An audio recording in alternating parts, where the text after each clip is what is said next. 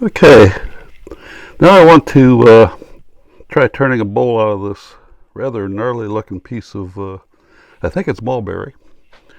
And I'm going to be kind of making a tapered off shape to it. It's going to hopefully end up with a 1/4 inch wall. And the first thing I have to do to make that happen is to find the outside diameter. And since this is so badly warped, that's where I'm going to have to start. And then once I have that as a target, I can start hollowing out the center. So it's going to try, hopefully, to be a natural edge bowl with the bark. So the only way to get going on something like this to see how your cut's going to go is to just get started. This is going to be an interrupted cut a couple different ways because of the shape of the piece plus the amount of warp. So I'm going to have to start slowly and take very light air cuts.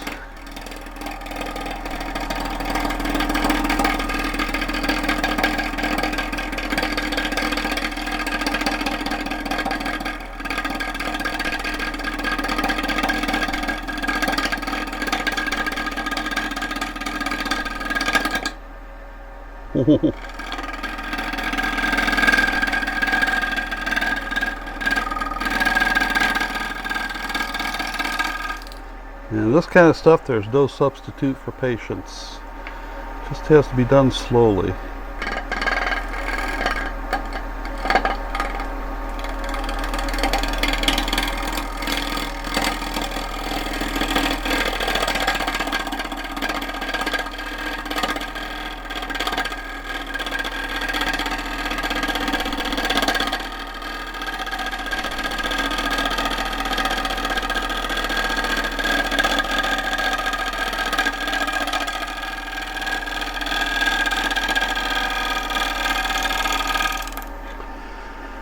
I think what I will do too is I'm going to move you so you can see a little better of how this is progressing. Now obviously I've already picked up a little issue here, but that might disappear as I taper this down. These cracks, we'll have to see how far in they go. This is pretty hard wood, but let me move you around and see if I can give you a better angle of the tool, and maybe that'll help you see how this is being done. Okay, hopefully that'll give you a little better shot. And let's continue.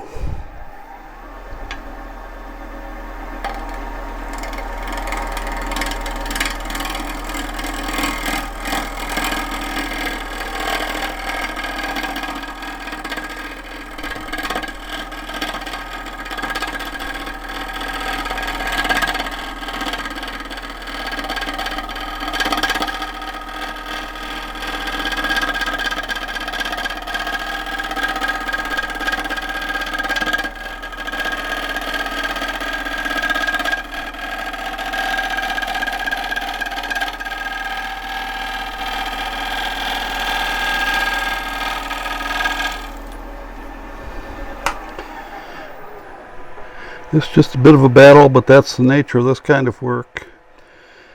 And just have to stay with it. You can see I've got it on a pretty aggressive angle to try and make it cut cleanly. It's not doing a bad job. Going to move this tool rest in a tad. Try and follow that in as I go. I'm going to speed it up a bit now, which always helps, but I wanted to get it a little more round before I did that.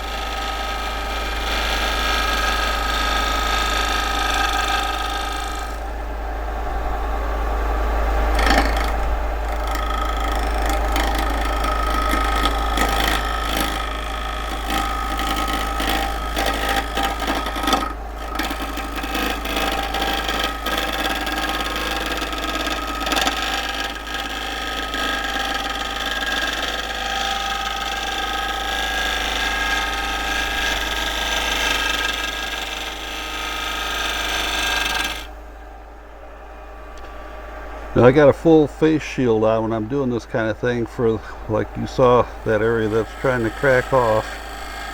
If that comes loose and hits you in the face, if you only have goggles on, it's still going to hurt. Yeah, well, she's starting to come in a little better. I think I'll take the bark off here. And obviously I have to make it a little more round anyway. And I want to see if I can start my roll off here to make sure I can make that crack go away.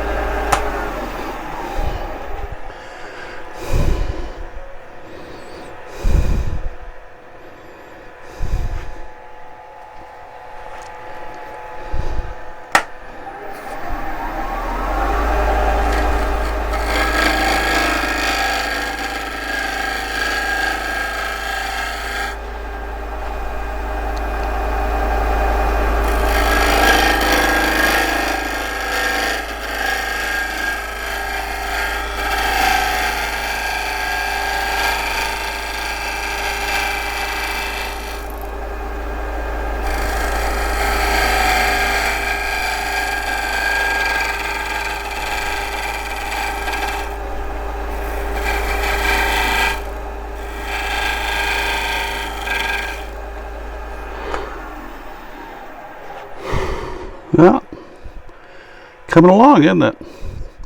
So I'm going to continue with this a little bit more, and then I'll bring you back. Going to go sharpen the tool and see what we can do about this. We might just have to accept those checks and make it part of the bowl. I don't think they'll really hurt that much, but hey, the wood has character. What can you do? See you soon. Well, it's only been 5-10 minutes since I last talked to you.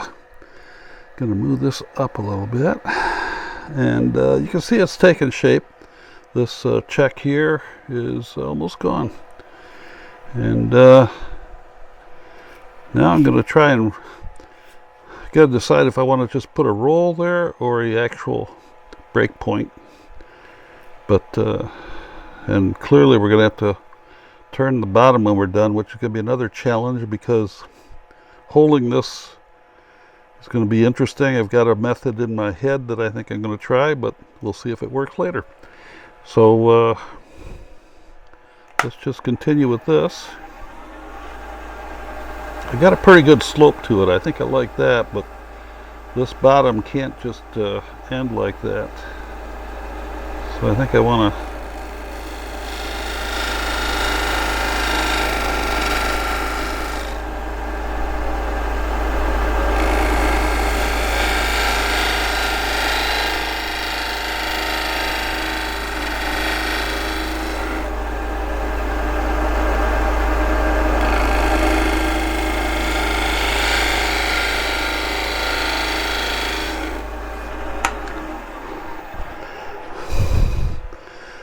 I kind of like that.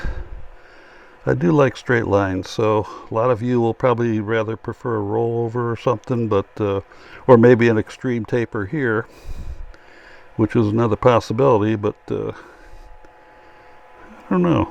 I got to look at this a little more. Obviously, when you do a job like this, it's like, which way do I want to go, you know, and it's sometimes you have to do it on the fly. And that's kind of what I'm doing here. So I might try moving the break point up here and doing a little more, a smaller foot. But that's all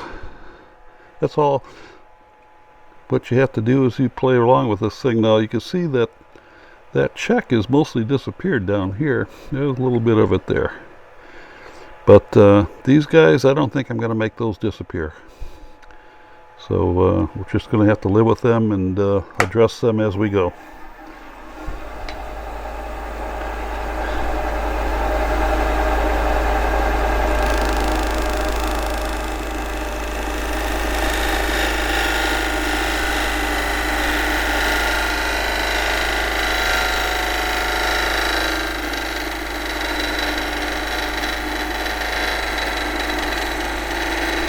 I ended up taking a little bit too much of a bite here, but work it down a little bit.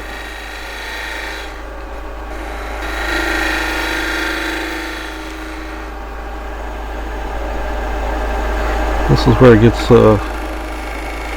sometimes it wants to track on you if you're not careful starting like this.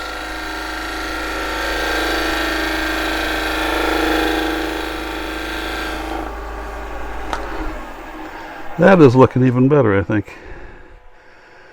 Yeah. So now I think might be about time. We want to start working the inside. That's going to require the tool I make, I think, because I don't want to engage this very rough, interrupted cut with anything else, at least to start with. And then we'll see how we can finish it later. But I've got a pretty good surface on this. I'm pretty happy with that, all things considered. So let's move you around and we'll reset and carry on.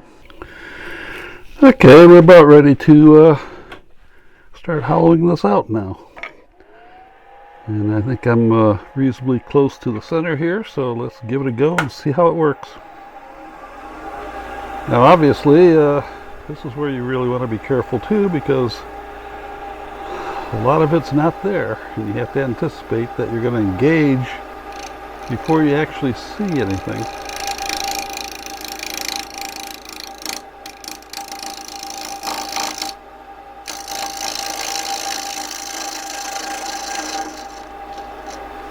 Probably want to be a little higher, I think. Well, clearly I'm cutting. But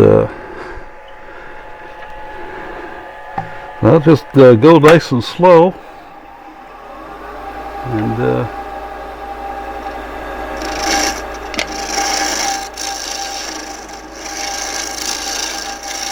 this tool that I make pretty easy to control in this kind of stuff because it's really impervious to direction.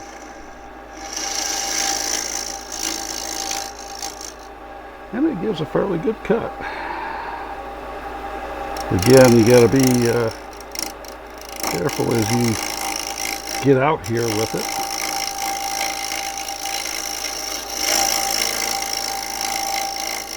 And I'm, like I said before, I'm wearing a full face shield because if you dislodge a piece of bark, that can come out with some force. But this is about how dramatic it gets. You just have to go slow with this. But it's cutting well. Now once I get this largely worked down, for the final cuts, I just might stick with this tool. I don't know. But frequently I will go to a conventional bowl gouge for the last cut, because it tends to, of course, give a better surface.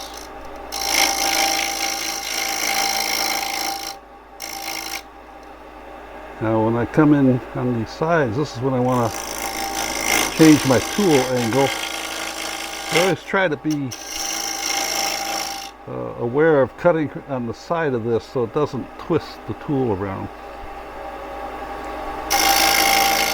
So you want to try and keep it pretty much at a 90 to the surface that you're cutting. 90 degrees, I should say, in case you don't understand that. And it's cutting nicely. And like I say, I'm pretty sure this is mulberry. And based on how it's cutting, I think that is what it is. So.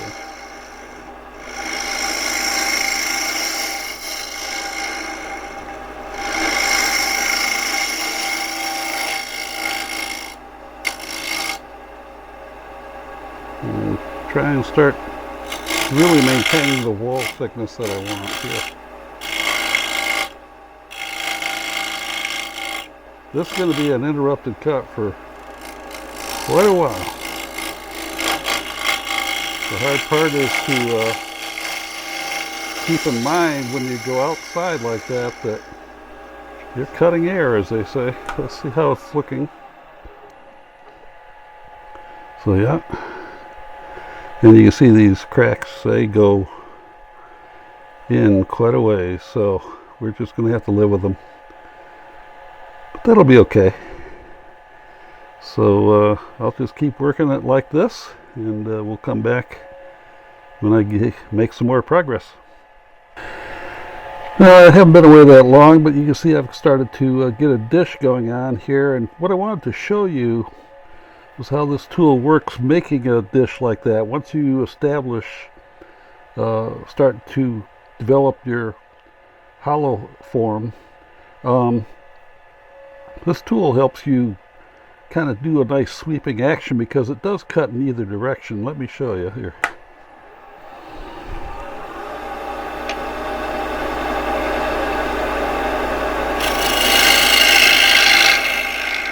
Now, I am not at all concerned at this point of surface, so I'm just kind of hogging it away pretty quickly. So you can see you can really get a nice swing going. And that's what I'll do to continue this work on this piece. I just wanted to show you that. I think it's handy to have a tool that'll cut like this. It really helps you make a nice sweeping curve.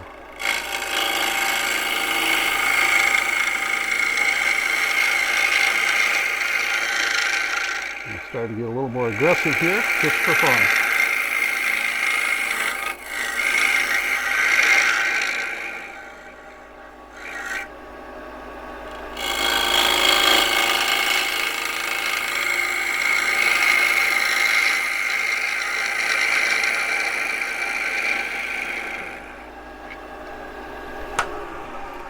Okay, that's my entertainment for going to be for a while here, and I'll come back when I've got this a little better formed. As you can see, I've been busy. I've turned the inside and I've started to sand it, and it's feeling pretty good. And I like the shape. Here's all those cracks and such, as I mentioned before. That's just what's going to be. Whoop, dropped you. Caught you too. Anyway, so I'm going to sand a little more. Then I'm going to cut it off here with the bandsaw. Then I'm going to come up with my means of holding it on the lathe so that I can turn the foot.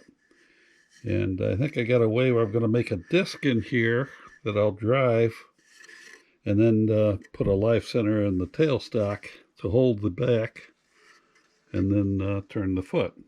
Now the way I turned this was principally with this tool, as I mentioned before, that I was using in the video.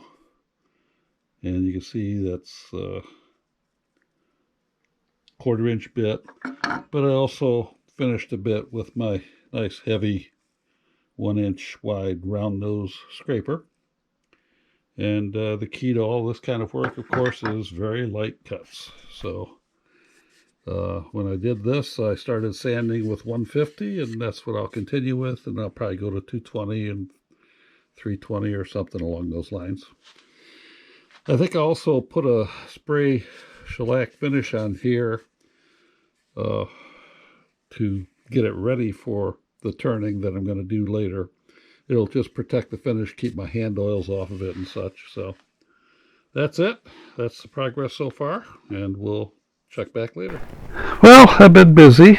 I've got a couple of coats of finish on this on the inside and the outside, and I've cut it off of the faceplate. Went to my bandsaw and just cut it off. And now I want to turn the foot. I want to finish this and make it look pretty. So the issue, of course, was how to hold it. And the method I've come up with is pretty much here. You see I've got a piece of waste block here, or waste wood, a piece of drawer front from an old desk, which I actually, you can tell, I've been using as a backing block on my drill press. None of that matters. All I really was interested in was to hold it on my chuck. I've got a drilled a 2 1/8 inch Forster bit, about a 1/4 inch deep, so I could put my expansion jaws in there and hold it. And then I turned this angle and glued on these 4 neoprene rubber, hard rubber pads. And that angle is going to engage about this area here in the bowl. And being really accurate doesn't matter. The only thing I had to do was get the diameter right, so that then I can put it up in here, push it in with my tailstock using a blunt nose live center. So let me put that in place and get you oriented so I can show you what the next steps are.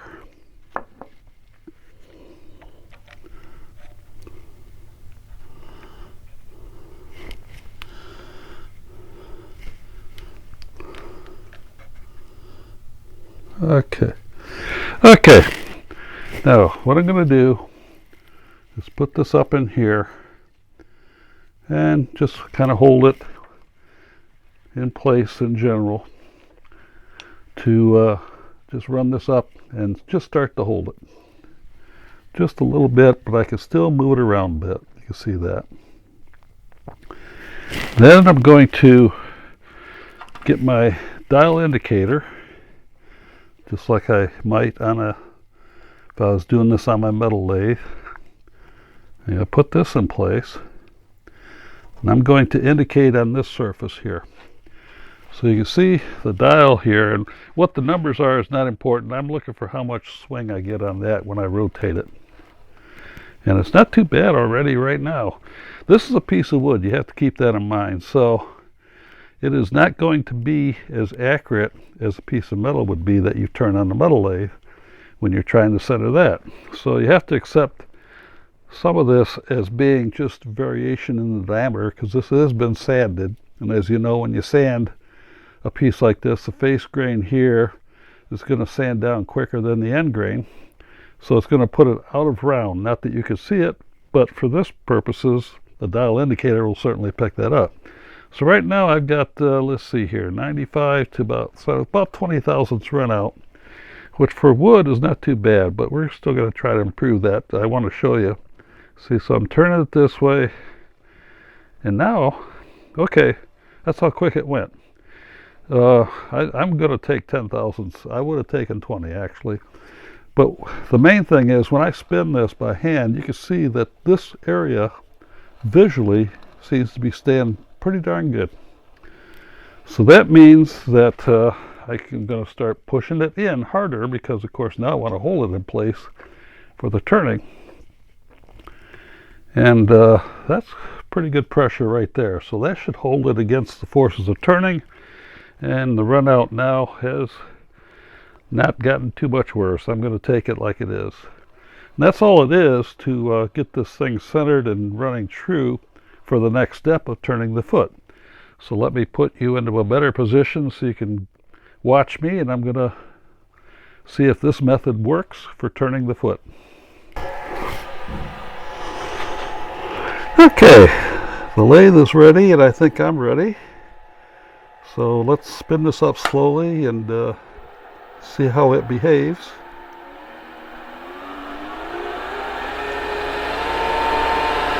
And let's take our first swipe and see how this works. Actually, I think I want to put the tool rest down a little bit more. Now then.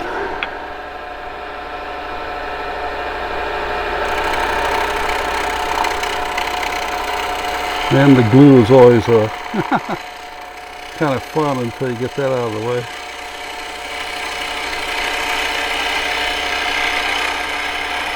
Now I'm going to obviously have a nib in the center. But I'm just going to carve that down.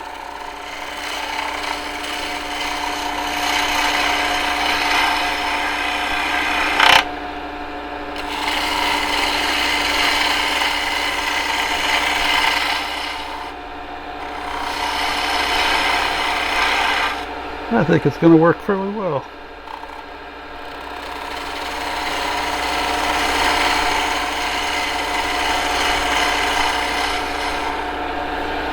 Let's take a look at it. Yeah, well, it's coming out kind of nicely. Get this glue debris out of there. Now I can get that a little closer with a detail gouge. Let's give that a go.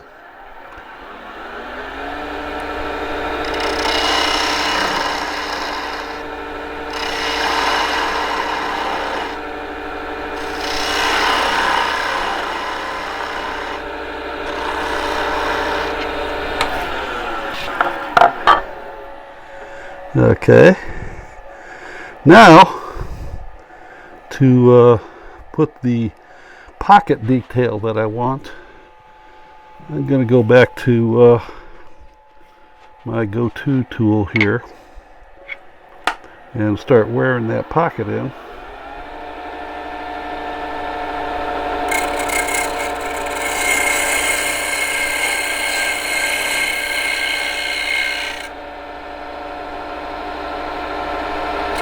And this again, you know, I keep emphasizing light cuts, but indeed, that is typically a good policy in wood turning in general. And certainly when you're holding something with just friction. You know, a catch now, probably going to end badly. And there's no rush if you're a rushing kind of person. You're probably better suited for another hobby.